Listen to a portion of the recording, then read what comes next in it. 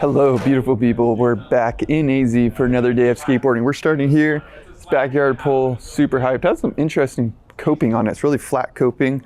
But yeah, gonna clean it up, get some sessions. We're gonna talk about how to avoid wheel bite without riser pads because I love riding big wheels, but I don't like riser pads. So we're gonna talk about a couple practical tips for avoiding wheel bite, essentially. So let's jump into it.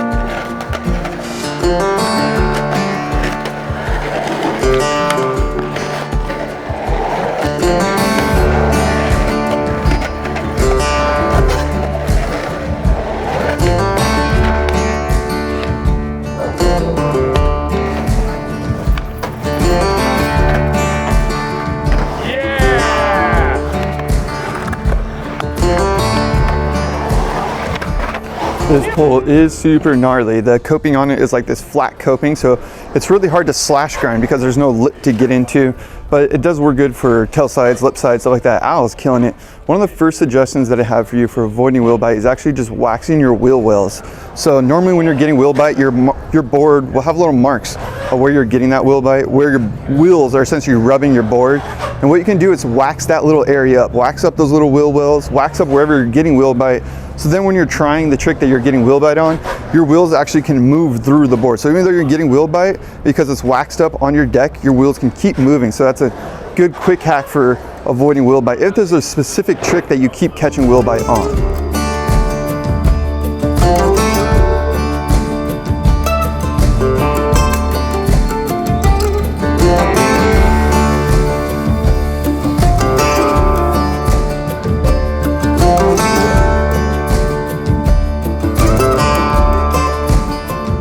Spot, Big Al's here. He's got some serious wheel bite as well. Like, look at that. That's gnarly. You don't ride riser pads either. I do not. And you ride pretty loose trucks. I do ride pretty loose trucks. How do you get away with it? Wheel bite, some people will they'll wax the wheel wells. Everyone has their own thing. Yeah. Me personally, just mash. Mash. You just mash through it. I mash through it. If it's gonna stick, I'm gonna lean a certain way.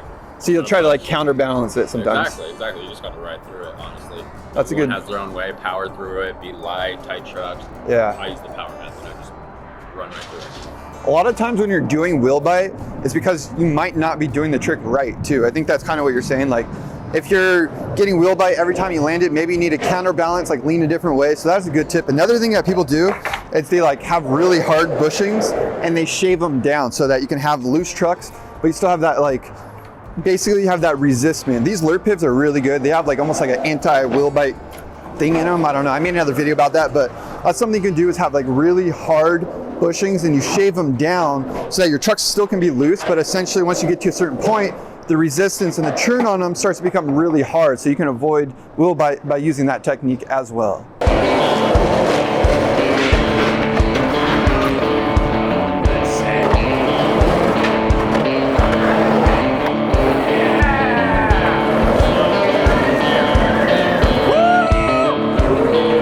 Didn't watch the other video. I made a point about our tour guide for this trip. His name is Jay Fairman. He's killing it out here. He just brought us this insane dish bowl thing. Look at this thing. I'm walking up to it right now. I don't even know what to think. Al's already in there. It looks like, I don't know, like, why do they even design these things? It's like full-blown architect galore, but yeah, it's basically a cup. Look at that. Or like a bowl. It's like a perfect black bowl above this awning. There's a photo of Jay doing a pivot fakie. I'll insert right here. Like, this would be insane in a skate park. Like, imagine they just did little bowls in skate parks like this. Look at that. Perfect little bowl. I've never skated something like this. It's just so unique. And that's what's cool about like going out and skating different spots. You're gonna find some unique things. Pretty intense. Let's see what the inside looks like, because it's, and this is how you get on it. Check it out. You gotta walk along this red path. It's scary. Oh my goodness. Oh, wow. It's a little kinky. Totally skatable though.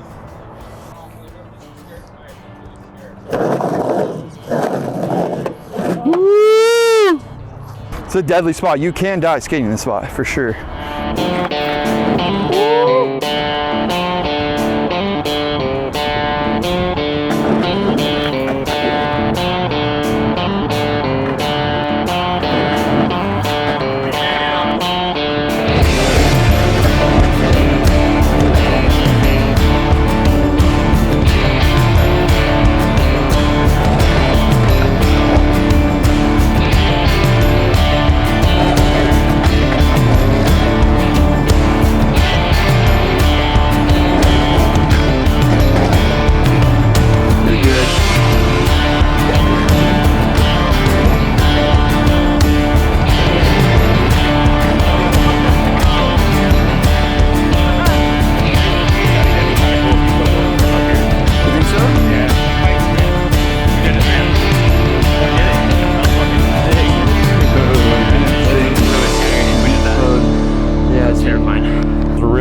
Really good.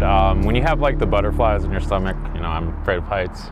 It's pretty high up there. I needed a homie on the side the whole time, just because like I wasn't comfortable enough being up there by myself. You know, it took me time to even just get in that bowl. Break through the other side. You were scared of even walking up there a second ago. You're like, I'm afraid of heights, and then you did front blunt. You can thank the homies for that. If the homies weren't here, I had someone break it in for me. Trace just went up, right up in there, started skating it, rock and roll, rock fake. Rock fake is probably gnarly as shit, honestly. Dipping that over there. I saw that and I was like, there's no excuse, you know? And I was like, Trace, keep staying there. I'm gonna come in there and party with you. We partied together, kind of eased into it. And then I got the grind. Once I got the grind, I realized, you know, we're gonna set it off. And then she was like, okay, I'm over it, shaking, I gotta leave. I was like, oh no. Like I was like, okay, maybe I'm done too, because I need someone there with me. I can't do it by myself, honestly. Like I need the homies to help walk me through it. Wade came through up there after, talked me through it, told me take my time, told me breathe. Dowdy on the camera, had all the support, and you know, when you have support, it's easier to make things happen. So if it weren't for the homies, I don't think I would have made this. Fucking insane, dude. Thank you. Last spot of the day before we head back to San Diego, back to California. Super high. It's been so fun out here. One other thing I was gonna say about wheel bite is, like, for example, pulls. You like to have loose trucks so you can really work with those tight transitions, especially in the shallow end. And that obviously is hard if you don't ride riser pads. Like I don't ride riser pads. And the one reason that I don't is because it makes my wheels farther from my board. It makes my whole board higher. And at the end of the day, I just don't like that. And some people can totally ride riser pads and it's totally fine for them. But you can even think of someone like Daewon Song, for example. Everyone knows he's notorious for having the loosest possible trucks. But it's all about balance. That's why he's like crazy manuals, does all these crazy tricks, because he's really using the center of his board. So a lot of it, you know, avoiding wheel bite just comes down to learning how to do the tricks. And there's definitely things you do. You can wax your wheel wells. You can even use a Dremel and like grind out some wheel wells in your board if it doesn't have wheel wells. Some decks come pre-wheel welled out, like Polar makes boards that already have, you know, little divots in it, so you don't have to worry about it. But yeah, just some things I wanted to talk about, you know, around wheel bite. Let's jump into the pool session.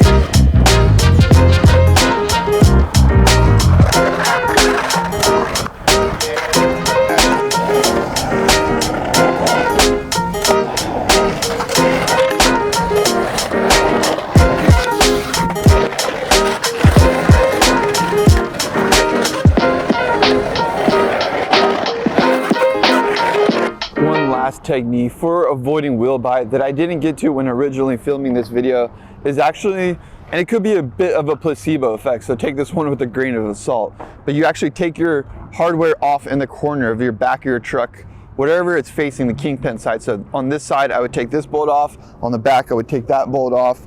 Basically, the idea is you get a little bit of shift in your truck. So your truck's gonna actually shift a little bit. And you can see with the marks on my board, actually, that, I mean, it's probably hard to tell right now, but basically they are shifting. So the point being is that your whole truck basically can move ever so slightly if you have that one bolt off and you have everything else tightened down.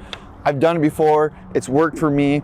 I don't know if it's a way to completely avoid wheel bite, but you get a little more churn out of your trucks to where you're not gonna get to wheel bite as fast. So I hope some of these tips and things kind of help you understand how I avoid wheel bite. It's not always avoidable, but these are techniques that I think about when I am trying to avoid it. So smash that like button if you enjoy this video, subscribe if you're not already, and we'll see you guys in the next one. Mash.